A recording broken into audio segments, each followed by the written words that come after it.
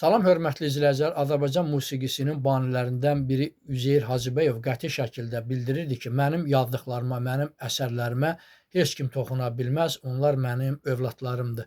Üzeyir Hacıbəyov 1885-ci ildə Ağcabəddə dünyaya gəlmişdir. O dövrdə Qori müəllimlər seminariyasında oxuyarkən bəstəkar Müslüm Maqamayevlə tanış olur. 1907-ci ildə Şərqdə ilk opera olan Leyli və Məcnun operasını yazır.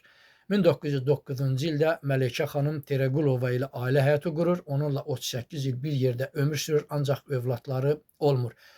Məleykə xanım dəfələrlə Üzeyir Hacıbəyova bildirsə ki, başqa bir xanımla ailə həyatı qursun, ata olsun, lakin Üzeyir bəy bunu qəti şəkildə etirazını bildirir və onun bu fikri ilə razılaşmır. AXCB-nin süqutundan sonra bir müddət Üzeyir Hacıbəyov yaradıcılıqla məşğul olmur, ancaq 1937-ci ildə sükutu pozur və Koroğlu operasını yazır.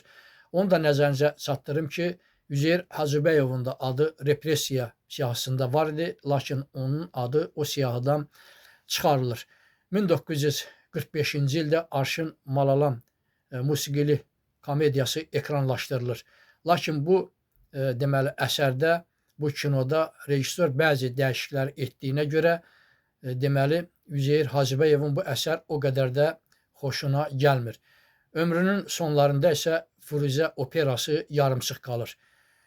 Moskvada keçirilən Milli Musiqi müsabiqəsində münsiflər heyətinin üzvü olur. Orada iştirak edən Bakı ermənilər də olur. Lakin ermənilər Üzeyir Hacıbəyova qarşı məktub yazaraq Moskvaya bildirirlər ki, Üzeyir Hacıbəyov millətçidir, digər millətlərə onların fəaliyyətinə imkan vermir. Üzeyir Hacıbəyov isə ermənilərin yazdığı bu yazıdan sonra çox böyük əsəbləşir, sarsıntı keçirilir və xəstəliyə tutulur. 1948-ci ildə isə deməli dünyasını dəyişir və fəxri xiyabanda dəfn olunur. Allah rəhmət eləsin. Kanalıma abunə olmağı unutmayın. Təşəkkür eləyirəm hər birinizə.